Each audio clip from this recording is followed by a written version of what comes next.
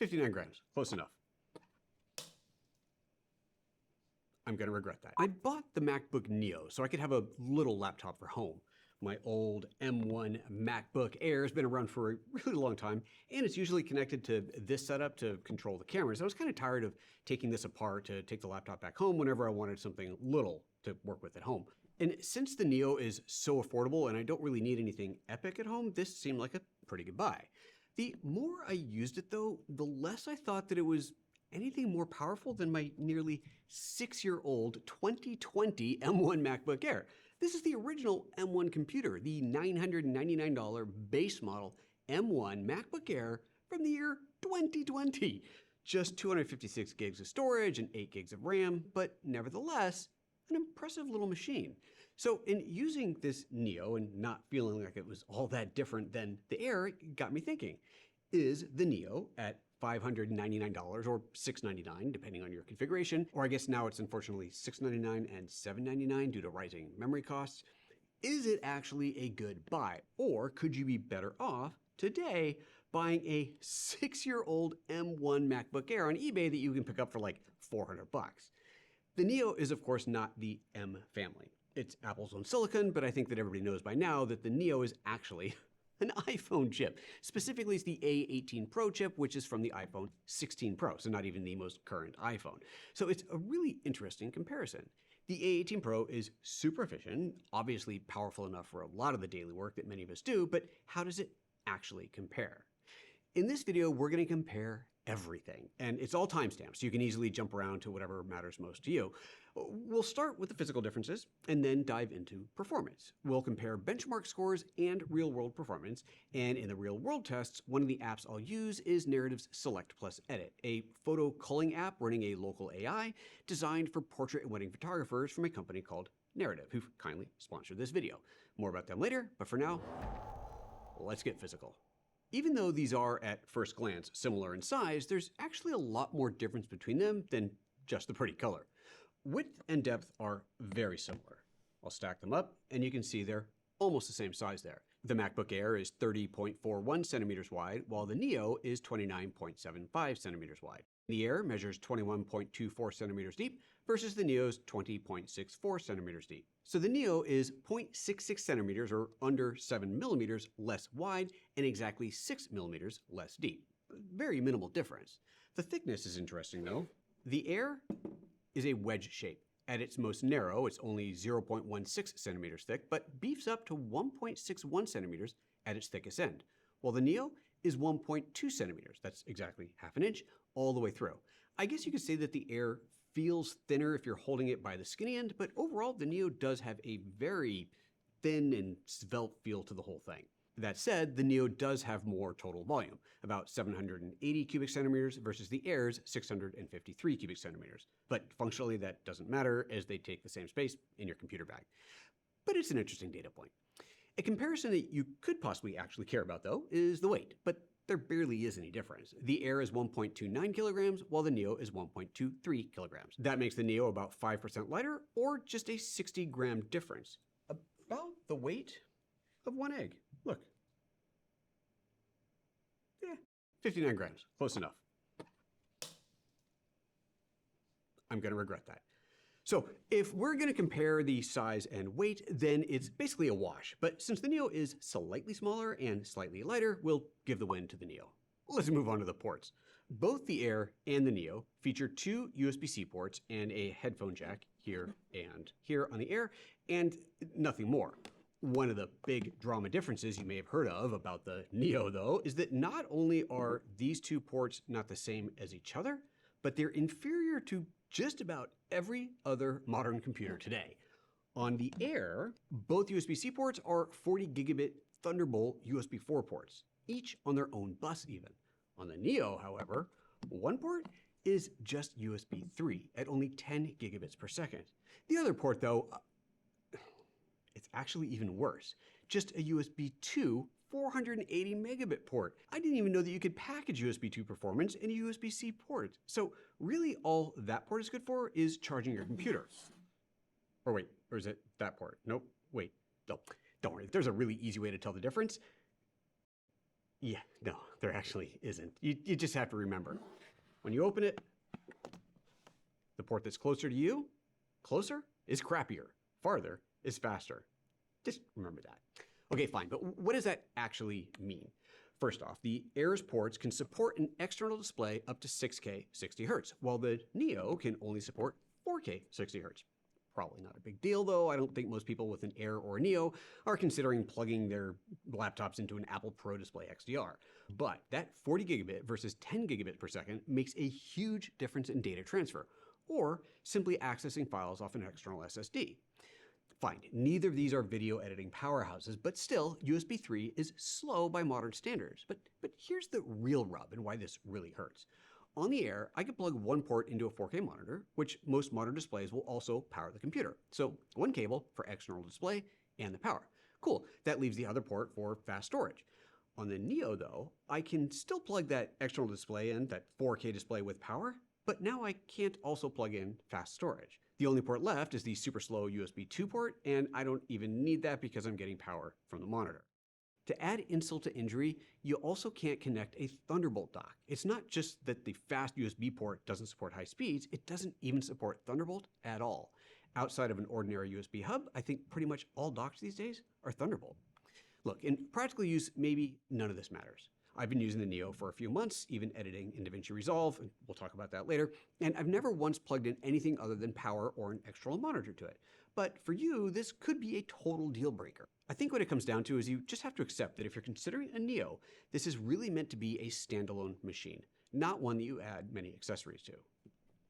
The 3.5mm headphone port on the Neo is superior, however, supporting high impedance headphones if that's something that you need. So this one, the win, clearly goes to the Air. It's actually kind of embarrassing how inferior the ports are on the Neo, but I'm quite sure that this has to do with the A18 chipset and not some arbitrary throttling. Even the new iPhone 17 Pro only supports 10 gigabit data transfer from what I understand. Let's open them up. Here are two small but beautiful screens. Let's compare them. The MacBook Air, as you saw earlier, is physically larger, but barely. However, those extra 6mm in each direction do actually translate to a nearly 8mm diagonally larger display. The Neo's display is 13.0 inches, and yes, I know I'm vacillating between inches and centimeters, but screen size is usually discussed in inches for some reason, versus the Air's 13.3 inches. Visually, there's barely a difference. However, they do squeeze more pixels into the Air. Its screen is 2560 by 1600 pixels, while the Neo's is 2408 by 1506. That also makes the Air's display higher density at 227 ppi versus the Neo's lower 219 ppi. Both are the same classic Apple 16 by 10 aspect ratio, and of course both are Retina displays. Technically, the Neo is branded with a liquid Retina display, but as far as I can tell, that's just the name of the newer panels. The Neo's display is brighter though. The specs say that the Air has a 400 nit display while the Neo has a 500 nit display. This can make a significant difference if you're using it outdoors, but another advantage of the better panel in the Neo is that the Neo appears to go dimmer as well, which can be very nice if you're using the computer in total darkness. A dimmer display can certainly be easier on the eyes. So for the display size and resolution, the Air wins. But for brightness and dimness, the Neo wins. Let's move on to the keyboard and trackpad. There are only two versions of the Neo, the 256GB SSD model and the 512GB SSD model plus Touch ID for $100 more. I purchased the one with Touch ID because damned if I'm going to be entering my password 500 times a day. Touch ID for the win. Anyway, the keyboards themselves have the same layout, just with the Air model having a half-height top row of keys versus the Neo's full size. I've read reviews that call the Neo's keyboards feeling less premium. I don't know, maybe it feels slightly softer or spongier, but it hasn't slowed me down at all. I do a lot of writing on it, and I think the keyboard is perfectly fine. Except for one thing. One very, very big thing.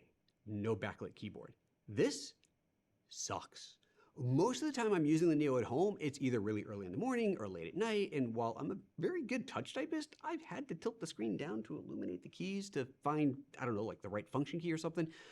More than I care to admit, the backlit keyboard is one of the greatest innovations in keyboard history, and to lose it is tragic. It's an annoying enough issue that I was thinking of parking the Neo here on this desk and taking the Air back home.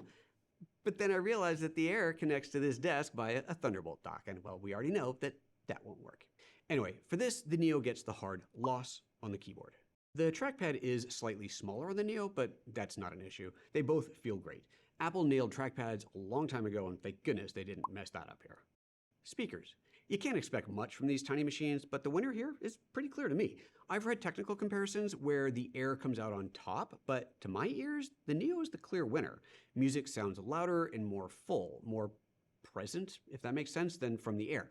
Of course, if you're rocking out, listening to your music cranked up to 11 on your MacBook Neo, then we've got other things to talk about.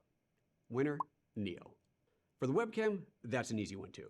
The Air has an ancient 720p webcam, while the Neo has a 1080p one. And I think it's pretty clear that the 1080p webcam on the Neo is better than the 720p webcam on the Air. Winner, Neo. The microphone, like the speakers and webcam, aren't going to win any awards, but both are fine. Personally, I think the Neo one sounds a bit better, but I'm also listening to it back through its own speakers, so let's do a recording test, and I'll play back the recorded files for you, and then you can tell me what you think. I'm now simultaneously recording on the Neo and on the Air. Which one do you think sounds better? I'm standing at a reasonable distance away from the computer and just talking away. You tell me which one sounds best. I guess the last physical thing to compare are the color options. The 2020 MacBook Air came in silver, space gray, and gold, while the Neo comes in silver, blush, citrus, and indigo. Fancy. No winners here, just options, and I actually had a really hard time deciding between the blue or indigo and this citrus yellow color. I nearly bought the blue because obviously it's a color theme for me, but I just really dug this yellow color. Let me know in the comments what color you think is best. The MacBook Air came with a 30-watt charger, while the MacBook Neo comes with a 20-watt charger. The Air's battery is bigger at 49.9 watt-hours compared to the Neo's 36.5 watt-hours. But one of the Neo's claim to fame is its efficiency with power usage, which we will compare in a moment. But for the sake of charging the battery to full using the included chargers, they actually balance out quite evenly. Now, my MacBook Air's 30-watt charger is God knows where at this point, so I'm not actually testing this metric, but the math for charging each laptop's battery with its included charger is roughly even, each around 2.5 hours. That said, I did plug each laptop into a much higher capacity charger that shows the active charging wattage, and the Neo charged at 30 watts, while the Air charged at 46 watts. So both are capable of charging with slightly more powerful chargers than they ship with. When connected to this 30 and 46 watt charging station, I grabbed screenshots of both computers charging while at 30%.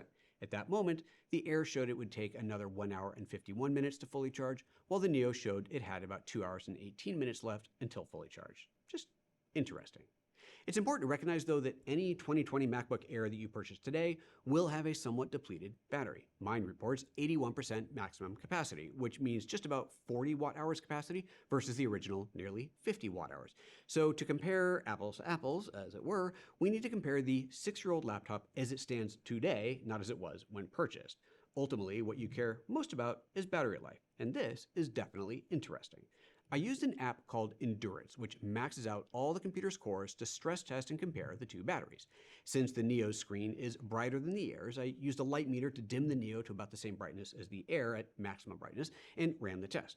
The MacBook Air lasted for 2 hours and 19 minutes before draining from 100% to 0%. At that point, the Neo still had just under 20% left, and it continued for another 29 minutes, for a total of 2 hours and 48 minutes. When we compare battery capacity, the Air's aged 50 watt-hour battery that has roughly 40 watt-hours today versus the Neo's brand new yet smaller 36.5 watt-hour battery, the fact that the Neo still outlasted the Air by 20% is testament to the efficiency of the A18 Pro chip. Nice. Finally, remember that my test numbers using the Endurance app are absolute worst-case scenarios. Doing normal work on these machines isn't going to be maxing out all cores 100% of the time. Apple's own marketing for the 2020 MacBook Air claimed up to 15 hours of wireless web and up to 18 hours of movie playback. Again, when new, so knock 20% off of that for my 81% battery capacity. While the Neo's marketing shows 11 hours web browsing and 16 for watching movies. Ultimately, what matters is that today, placing the two side by side, the Neo will definitely outlast the Air, which means, finally, that the Neo wins this category. As of today, July 2026, both the Air and the Neo support the latest macOS, which is currently macOS Tahoe.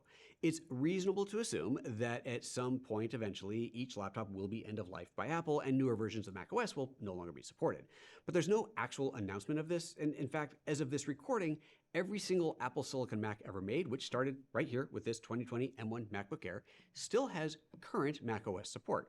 But given that this is 6 years old, I think that it's a reasonable assumption that eventually the Air will no longer be supported, and that the Neo will be supported well past that date. So, based purely on logic, I'm going to give this win to the Neo. Warranty obviously goes to the Neo. It has a warranty when you buy it, and you can extend it with AppleCare. Pretty sure the Air is long past its warranty expiry date. Now it's time to get into performance. I ran a series of tests, both using performance benchmark measurement apps and also real-world tests to compare. We'll start with the startup time. Starting powered off, both Macs go from cold to the login screen quite quickly. The MacBook Air takes 15 seconds, while the Neo took 17 seconds. The Air is 2 seconds faster, so it's going to win in this category. However, both machines wake from sleep by the time the lid is open, and there's never really a need to shut your laptop down completely. So practically, it's a tie. But the clock still says that the Air is the winner. Geekbench and Cinebench tests are somewhat of a gold standard for performance comparisons and allow you to compare to any computer you like, including one that you already own. So let's just run through these. First, the device statistics. The CPU on the Air is an Apple M1 at 3.2 GHz, while the Neo has the Apple A18 Pro at 4.04 GHz. Both have the same 64 kilobit L1 data cache, same 4 MB L2 cache, and no L3 or L4 cache, and the same 8 GB of RAM. The Geekbench single-core score for the MacBook Air is 2404, while the Neo is 3550, so considerably higher on the Neo. However, the multi-core score shrinks the gap. The Air, which has 8 cores, scores 8583, and the Neo with 6 cores earns 8719. So again, the Neo wins, but not by as much. The Cinebench scores show something a little different though. The single-thread score on the Air is 424 points versus the Neo's 487 points. So like the Cinebench score, the Neo clearly wins, but for the Cinebench multi-thread score, the Air gets 1697 versus the Neo's 1417. So the Air comes out pretty far ahead here. The difference between how Geekbench versus Cinebench tests explains the different results. Geekbench focuses on shorter performance burst tests, which I'd consider normal office work or student work, while the Cinebench leans more towards intensive sustained pressure, which I'd relate more to video editing or other heavy drawn-out work. This will actually become quite evident in the real-world tests later on. So how do we call a win on this one? Well, the Neo beat the Air in 3 or 4 categories, so the Neo is the winner here. But also I'm arbitrarily deciding that adding up these numbers is a good way for a total score. Yes, these are different testing systems, but I need something to go on, so this works for me. In that case, the Neo wins as well. GPU scores are similarly close. The Air gets a higher metal score of 32,199 versus the Neo's 30,906, but the OpenCL score leans to the Neo, with the Air earning 19,502 and the Neo squeezing out a very slightly higher 19,704. Since metal is the modern GPU workhorse and OpenCL is mostly legacy, this leans towards the MacBook Air. Also, when I add up the points again, the Air also wins. See, my logic is sound. Test numbers are great, but real-world tests are better. I wanted to compare a variety of tests that would stress test single-core, multi-core, and GPU usage. We know by the numbers that for quick things like app or even large document launching, the Neo should come out ahead. But when it comes to multi-core, more CPU-intensive work like exporting batches of photos, the Air may win. Both systems launch small apps like browsers or messages virtually instantly, so I focused on the bigger apps. Let's dive in. Opening a large CSV file, my test file is 41 megabytes, 50,000 rows by 100 columns of random text, took 21 seconds on the Air and 19 seconds on the Neo, so a small but noticeable margin faster. But then converting that massive CSV file into a PDF took 10 minutes and 30 seconds on the Air, but just 7 minutes and 16 seconds on the Neo. Very interesting. That's a huge speed jump. Opening that large 129 megabyte PDF file that I just created from the huge CSV, a PDF with 1,800 pages, took less than 3 seconds on both machines. But then searching in the PDF, so interesting.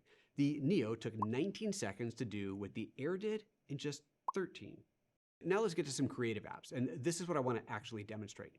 I'm using an app called Narrative, which is a AI-trained photo culling app designed for portrait and wedding photographers. This video is in fact sponsored by Narrative. Thank you very much, guys, and here's how it works.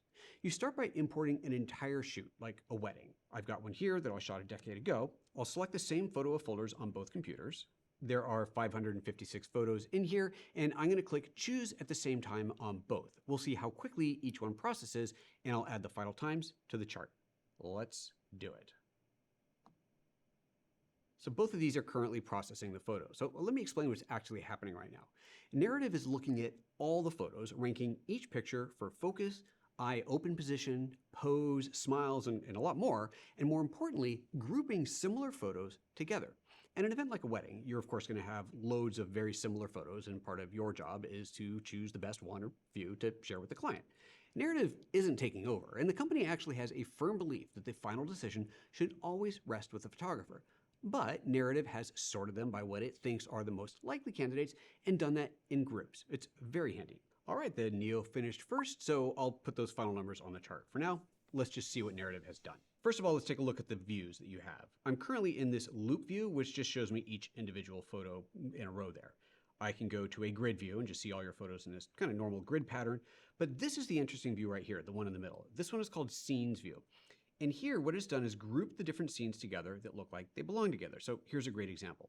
You can see that there are 7 photos chosen, and it's ranked them from 1 to 7 based off of what it thinks is the best one. If I roll my mouse over this little icon over here, you'll see that it shows that the pose is looking down and it's good focus. Pose here, eyes fully open, good focus, is giving me this interesting information. And of course, I can rank and sort and search and filter by all these things as well. Keyboard navigation of this is key as well. If I hit the up and down arrow, I'm now sorting through the photos in that group. But if I hit the left and right arrow, I'm jumping to another group. So I can very quickly navigate through, going up and down, left and right, to find the best photos. So let's find a nice big group in here. Here's one that's got 13 photos in it. This looks like the kiss, a pretty important shot.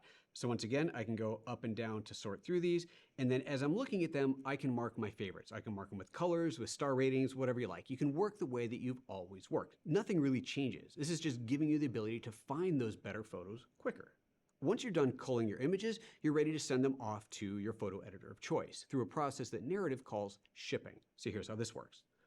I'll go to the Ship and Edit tab up in the top right corner, and from here I can choose what I want to ship. Do I want to ship all the images in the project or just the ones that I've rated? So I'll go ahead and do all images. And then where am I sending it? To Lightroom Classic or whatever other app I might want to send them to. I'll choose Lightroom Classic. Then finally over on the right, I have my AI preset application choice. Now there's 2 different things we can do in here. I can train my own AI preset, meaning that I take thousands of photos that I've already processed that are my unique look, and I train the AI to develop that look. And this is a constant learning system. It will continuously evolve. Once you've trained it, then you have that preset, your personal preset in here to work with. Or you can choose any of the built-in presets, and there's a lot of really cool ones in here. I can preview them by clicking on any one of these, and you get an idea of what this is going to look like. And I can actually select multiple presets at once. So if I select this one called Lover's Grain and this one called the Founder's Preset, then both of these are going to be applied. So how does that work? Well, whether you're using your own custom look or some of the built-in presets, the same thing happens. Each photo gets an individual analysis for exposure, white balance, straightening, and so on.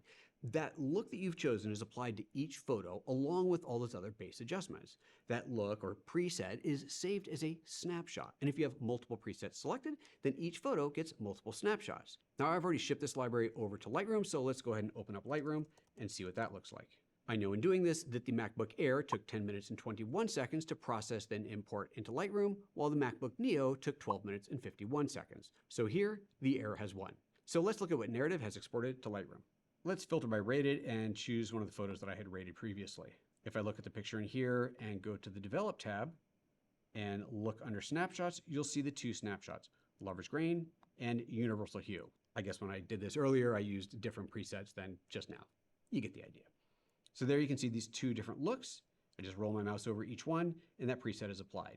This is a huge time saver that's not replacing anything. It's just helping you to find the best shots faster and to get the tedious parts of processing out of the way. Check out the link below for more information on Narrative, and let's continue comparing these 2 Macs. The Lightroom library that I just created with a bit over 500 photos took 8 seconds to open on the Air and 6 seconds on the Neo, so slightly faster on the Neo. Then exporting 100 of those raw photos to JPEG using Lightroom took 2 minutes and 20 seconds on the Air, but only 1 minute and 30 seconds on the Neo. It's really fascinating to see the winner jump back and forth here. Launching DaVinci Resolve to a local library took 12 seconds on the Air and 13 seconds on the Neo, so considering I'm just timing these with a stopwatch, we can call this virtually a tie. Finally, the last test. I rendered some project in Resolve on both machines, using proxy files because that's what they had access to, and what took the Air 10 minutes and 31 seconds took the Neo 12 minutes and 18 seconds. Incidentally, I then ran the same render on my MacBook Pro M2 Max, and that spit it out in just 4 minutes and 55 seconds. So, these little laptops are great, but they're no replacement for something bigger for bigger work. But saying that, I do want to point out that I've done loads of editing in Resolve on both the Neo and the Air. It's almost always with proxy footage synced to Blackmagic Cloud from my main computer and then downloaded automatically to here whenever I open a project. It's still wicked cool to be able to grab a tiny laptop like this, open a Resolve project that I've never opened on this computer before and imported no footage onto, and have it automatically download all the proxy files and usually within a few minutes to be able to start editing. This may not be the best measurement, but I added up all the time from these test results to see how they balanced out. And actually, they're quite even, with the Neo actually coming out slightly ahead. So how do we declare a total winner? Here's all the score summaries again, and looking at the numbers, the Neo got more wins in the physical comparison, while the Air squeezed out more wins in performance. But all comparisons aren't equal, and of course what determines the winner to you personally is what really matters to you personally. Do you value longer battery life the most? Then it's the Neo. Raw performance for everyday office work? Probably the Neo as well. But are you more likely to connect this to external hard drives and monitors and do more intensive creative work? Well, then the Air is the clear choice. Do you find yourself working in low to no light environments, like typing away on the couch early winter mornings or late in the evening? If so, then you're going to hate the loss of the illuminated keyboard on the Neo. As I said earlier, that one feature is frustrating enough to me that I want to swap the Neo and the Air, take the Air home, and use the Neo as my master control for this shooting setup, but I literally can't because the Mac that lives here needs to plug into an OWC Thunderbolt dock, and this can't do it. Like literally can't. When you plug it in, you get an incompatibility message. So do I regret buying the Neo? Not really. I mean, it's an excellent price, and it's certainly capable of doing what I bought it for, mostly office work at home, and the occasional, light editing and Resolve with proxy files. It does great for that. Do I wish I'd bought another 2020 Air instead for probably 60% of the price? Maybe. Come to think of it, I probably could have purchased a less used, later model M-chip MacBook Air for the same money as the Neo and had a considerably more powerful machine. But I didn't. I think we've always hailed the MacBook lineup as being amazingly powerful systems. Not since the iBook lineup, though, do I think we've had a truly consumer or student-facing laptop from Apple. Even the baseline MacBooks, as we've seen with this Air, are pretty high-end machines. This Neo is not, and that's not a bad thing. Most users will probably never notice or miss the higher-end features. I know a lot of folks don't want to deal with the potential problems of an older, used computer, so buying new might be a better choice, and buying new is always nice. You know what you're getting, and if you have any problems with it, you can take it back to the store where you bought it from. Buying used always carries some degree of risk. I think it's safe to assume that this Neo is the beginning of a new line of very affordable, powerful, enough Macs for students and most home users. That category probably doesn't need USB-C 4.0 or Thunderbolt ports even, but everyone needs a backlit keyboard. Come on, Apple, version 2, okay? Okay. All right, I've got some egg to clean up.